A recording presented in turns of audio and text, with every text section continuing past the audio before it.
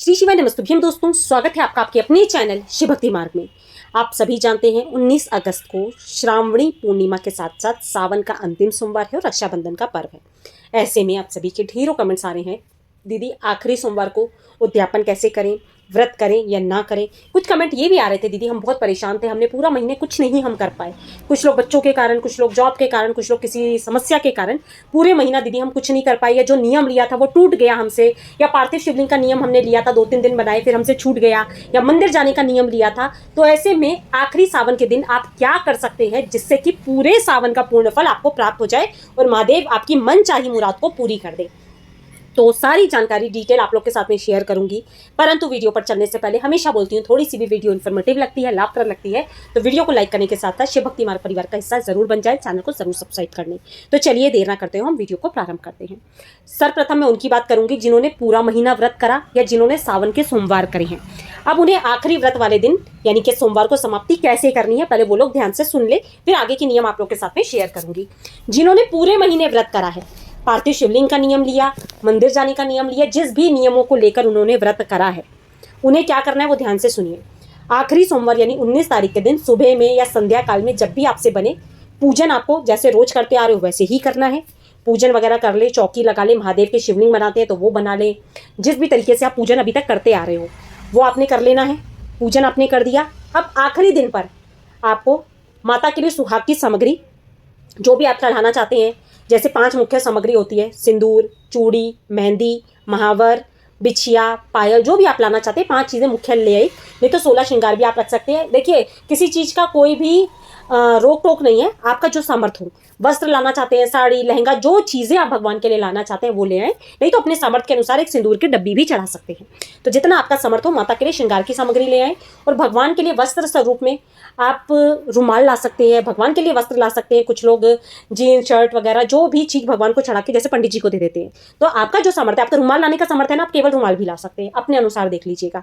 और सीधे का सामान, सीधे के सामान में क्या आता है, जैसे कि एक समय का किसी का भोजन बन जाए, आटा, दाल, चावल, शक्कर हो गया, कुछ मीठा आप रख सकते हैं, गुड़ रख सकते हैं, शहद रख सकते हैं, घी का पैकेट छोटा सा रख दिया, नमक रख दिया। ऐसे मतलब एक समय का कच्चा सामान जिससे किसी का भोजन बन जाए। या घर पर जोड़ा जिमा दे तो बहुत ही अच्छी बात है। नहीं जिमा पा रहे हैं तो पंडित जी के लिए सीधा सामान निकाल दीजिए।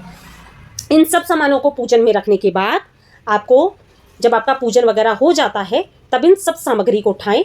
सुहाग की सामग्री, यदि आपके आसपास कोई एजेड महिला है जिसकी उम्र वृद्ध महिला है परंतु सुहाग उनके अभी भी हैं, अटल सुहाग है, रोग मुक्त हैं, आप उनको भी देकर उनका आशीर्वाद प्राप्त कर सकते हो। नहीं तो किसी ब्राह्मण महिला को दे दें। नहीं तो अगर आपकी सास है, अगर और जो जैसे आपके ससुर जी, भगवान ना करे उन्हें कभी कुछ हो, ससुर जी हैं आपके, तो आप अपनी सासू माँ को भी भेंट स्वरूप दे सकते हो। ठीक है, तीनों चीज़ें बता दी मैंने, 3 व्यक्ति बता दिए आपको, आपकी दी को भी दे सकते हो।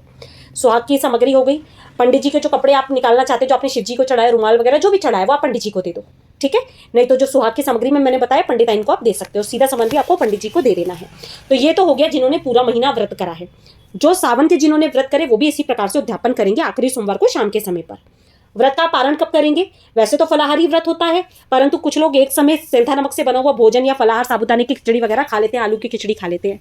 तो शाम के समय भी आप अपना व्रत खोल सकते हो, या अगले दिन भी मंगलवार के दिन सुबह में आप जो भी दूध चाय वगैरह लेते हो, भोजन एक समय करके अपना व्रत खोल लो।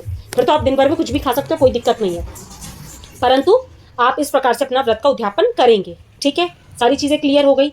जो लोग अनाज खाते आ रहे हैं वो अनाज भी खा सकते हैं। वैसे तो अनाज नहीं खाया जाता, मैंने आपको बताया था, फल पे व्रत किया जाता है। मैं भी फल पर ही करती हूँ शाम के समय पर एक समय, क्योंकि देखिए स्वास्थ्य कई बार बिगड़ जाता है। तो सेंधे नमक से बना हुआ आप भोजन ग्रहण कर सकते हैं। फलाहार जैसे साबूदाने की खिचड़ी बना सकते हो, आलू की खिचड़ी होगी, जो भी आप खाते करते हो। कुछ लोग दाल चावल वगैरह खाते हैं तो वो आप अपना देख लीजिएगा, मेरे यहाँ मैं नहीं खाती हूँ। आप जैसे व्रत खोलना चाहते हैं आप अपना व्रत खोल सकते हैं। तो ये तो हो गया पहले और आखिरी दिन के उद्यापन वाली बात कि इस प्रकार से सीधा सिंपल आपको उद्यापन करना है। आखिरी दिन पे आप चाहें तो एक कंडा रखें, उस पर कपूर डाल के ओम नमः शिवाय या ओम नमो भगवते रुद्राय कहते हुए या महामृत्युंजय मंत्र की 11 आहुति आप छोड़ सकते हैं। पंडित जी को बुला के छोटा सा हवन करवा सकते हो, और खुद करना चाहो तो आप खुद से कर सकते हो। पहले 11 आहुति गणेश जी के नाम की डाल दीजिएगा, क्योंकि सर्वप्रथम गणेश जी की आहुति आती है, उसके पश्चात आप शिव जी की 11 आहुति डाल दीजिएगा। इस प्रकार से आप छोटा सा हवन घर पे कर लीजिएगा। ये हो गया आपका। ये उन लोगों के लिए बताया मैंने जिन्होंने पूरे महीने व्रत करा या जिन्होंने सावन के व्रत करे हैं। अब जो कुछ भी नहीं कर पाए, जिनके नियम ही अधूरे छूट गए, उन्हें क्या करना है? जिन्होंने कुछ नहीं करा पूरे सावन का महीना, या किया या नियम छूट गए हैं, ऐसे में पूरा महीना कुछ नहीं करा ना, तो स्क्रीन पे यहाँ पार्थिव शिवलिंग आप देख लो, मिट्टी कहीं से भी ले सकते हो, साफ सुथरी मिट्टी ले लीजिएगा, गंगा जल मिला लीजिएगा, बस किसी के पैर ना पड़ते हो, गमले की मिट्टी ले लो, बेल वृक्ष की, पीपल की, कहीं से भी साफ सुथरी मिट्टी आपको ले लेनी है। पार्थिव शिवलिंग बना के आखिरी सोमवार पर उनका विधि विधान से आप दूध, दही, घी, शक्कर, शहद, पंचामृत से अभिषेक करके विधि विधान से बेलपत्र, अकाओ वगैरह जो आपको मिल जाती है पूजन की सामग्री, वो चढ़ाकर आप पूजन कर ले। आखिरी सोमवार पार्थिव शिवलिंग जरूर बना लेना यदि नहीं बना पाए हो अभी तक। इसका परिणाम इतना अच्छा आपको मिलेगा ना कि आप खुद बोलोगे मुझे वीडियो में मैसेज करके कि दीदी आपने बताया था, हमने ये चीज़ करी है। ठीक है, आपने अभिषेक कर दिया। अब जिन लोगों ने अभिषेक कर दिया है, परंतु जो विसर्जन है वो सूर्यास्त से पहले यानी 6:30 बजे से पहले पहले विसर्जन कर देना है पूजन करके। आप सुबह में कर लो, आप शाम में कर लो, जब भी करना चाहते हो आप तब कर लो, कोई मना उसमें नहीं है। ठीक है, आखिरी सोमवार पे आपको इस प्रकार से पूजन कर लेना है। सभी भक्तों को बोल रही हूँ मैं, जितने ये वीडियो सुन रहे हैं मेरी, भले आपने क्या करा क्या नहीं करा, व्रत करे थे नहीं करे, कुछ नहीं करा, पार्थिव शिवलिंग सभी को बनाना है। जितने भक्त ये वीडियो सुन रहे हैं पूजन कर लेंगे, पूजन करने के बाद सूर्यास्त से पहले विसर्जन कर लेंगे। अब शाम के समय पे क्या करना है, 11 दीपक तैयार कर लेना, चाहे वो आप घी के तैयार कर लो, चाहे आप तिल के तेल के तैयार कर लो, ये आपके ऊपर है। गोल बाती लगा लेना, एक दीपक अपने घर के मंदिर में और बाकी के 10 दीपक ले जाके 2 जो नंदी बाबा है उनके पास जलाइएगा। ठीक है, बचे कितने दीपक आपके पास, 10 में से 2 गए, 8 दीपक बचे। एक दीपक भगवान के मुख्य द्वार पर, जहाँ पर गेट एंट्री करते हो आप, 7 दीपक भगवान के पास लगा देना। पहला दीपक घर पे लगेगा, दूसरा दीपक आपका मुख्य द्वार पे लगेगा, 2 दीपक नंदी जी के पास लगेंगे और बचे हुए दीपक आप शिव जी के पास लगा दोगे। ये शाम के समय पे सभी भक्तों को करना है। जिन्होंने व्रत करे थे नहीं करे थे, क्या किया ये मुझे नहीं मालूम, परंतु मैं सभी के लिए एक ये आखिरी दिन का नियम बता रही हूँ। शाम के समय दीपदान सबने करना है और शिवलिंग सभी ने बनाकर पूजन करना है। ठीक है, ये चीज़ हो गई आपकी। अब एक सबसे विशेष उपाय और कार्य बता रही हूँ। जिन लोगों की कोई मनोकामना है, आप जो भी फल पसंद करते हो, ऋतु फल मान लो, जो भी फल मान लो, उसे आज से त्याग कर दोगे भगवान के चरणों में कि प्रभु जब तक मेरी ये मनोकामना पूरी नहीं हो जाती तब तक मैं इस फल को ग्रहण नहीं करूंगी। 1 साल के अंदर अंदर मनोकामना पूरी हो जाएगी। आप भगवान को वो फल चढ़ा सकते हो, परंतु आपको खुद नहीं खाना है, इस बात का ध्यान रखना। मान लीजिए मुझे आम बहुत पसंद है, मैंने आम का त्याग कर दिया। अब अगले सावन तक जब तक मेरी मनोकामना पूर्ण नहीं हो जाती मैं उस फल का सेवन नहीं कर सकती। भगवान को चढ़ा सकती हूँ परंतु मुझे खुद नहीं खाना है। तो ये कार्य है जो मनोकामना पूर्ति के लिए सबसे सर्वश्रेष्ठ बतलाया जाता है। तो ये आपको ज़रूर करना है सावन के आखिरी दिन, क्योंकि कहा जाता है जब मेहमान घर में रहते हैं तब तक आप उनकी कैसी भी सेवा करें, परंतु जाते जाते वो मेहमान आपको कुछ ना कुछ देकर ज़रूर जाते हैं। खाली हाथ मेहमान कभी नहीं जाते, आपको भले ही वो आशीर्वाद देकर जाए। तो ऐसे में आपका भी भक्त होने के नाते कर्तव्य बनता है जाते जाते भगवान की ऐसी सेवा करें कि पूरा महीना आप कुछ नहीं कर पाए, परंतु जाते जाते वो खुश होकर आपके घर से जाए। और सावन का अंतिम दिन है, सभी भक्तों को बोलूँगी अपने घर में नमामि शमीशान, जिसे रुद्राष्टक बोलते हैं, आप वो कर सकते हैं। आप 108 बार रुद्राक्षी माला से आप जाप कर सकते हैं। आप शिव महापुराण का पाठ कर सकते हो। जो शिव जी के लिए आपसे निमित्त हो सकता है आप वो ज़रूर करें। और जो भक्त अभी तक कुछ नहीं कर पाए थे ना, वो जो हम अभिषेक करते हैं भगवान का, जैसे हम रुद्राभिषेक बोलते हैं, आप रुद्राष्टक के माध्यम से नमामि शमीशान पढ़ते हुए भगवान का रुद्राभिषेक भी कर सकते हो आखिरी दिन पर। क्योंकि पूरा महीना कुछ नहीं किया ना, मैं भी मानती हूँ कई बार नहीं समय होता हमारे पास गृहस्थ जीवन में, परंतु आखिरी दिन वो ऐसा दिन होता है जिस दिन प्रत्येक भक्त भगवान के लिए कुछ ना कुछ ज़रूर करता है। सुबह में जाएं, भगवान का अच्छे से मंदिर जाकर भी आप अभिषेक करके आ सकते हो। ऐसा नहीं है कि मंदिर जाकर नहीं कर सकते, आप बाकायदा मंदिर जाएं, बढ़िया अभिषेक करें, भगवान को 108 बेलपत्र अर्पित करें अपनी मनोकामना कहते हुए। जैसे कि मैंने तो श्रावण की शिवरात्रि पर कर दिए थे, परंतु यदि आपने नहीं करे तो वो करें।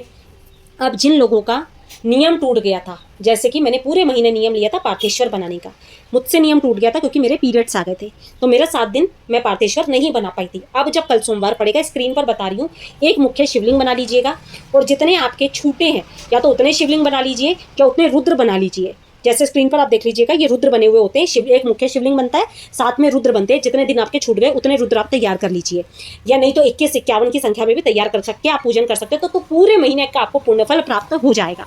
ये सभी भक्तों को मैं बोल रही हूँ। या 30 दिन का महीना पड़ता है तो 30 रुद्र बना लो, 51 रुद्र बना लो, 21 रुद्र बना लो।